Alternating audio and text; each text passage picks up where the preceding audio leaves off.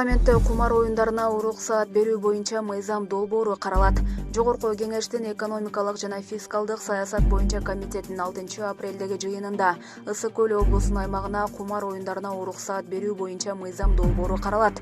Парламенттин расмий сайтындагы маалыматка ылайык долбоорду талкуулоого экономика жана финансы министринин орун басары, мамлекеттик салык кызматынын төрагасы, финансы рыногун жөнгө салуу жана көзөмөлдөө мамлекеттик кызматынын жетекчиси чакырылган. Документтин авторлору жогорку кеңештин депутаттары Бактыбек Турусбеков жана Дастанбек Жумабеков.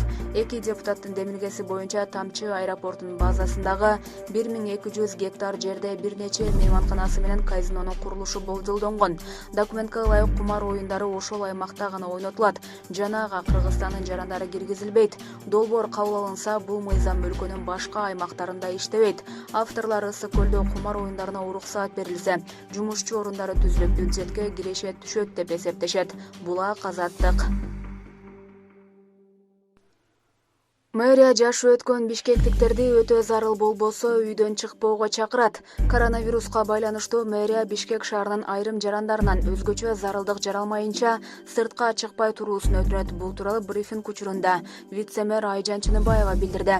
Урматтуу шаардыктар жана шаардын коноктору, коомдук жайларда дагы деле COVID-19 илдетин жуктуруп алуу коркунучу бар.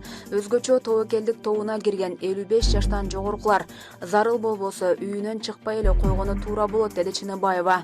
Санитардык эпидемиологиялык көзөмөл борборунун бөлүм башчысы Айнагүл Рыскулованын айтымында Бишкекте эпидемиологиялык абал анча жакшы эмес.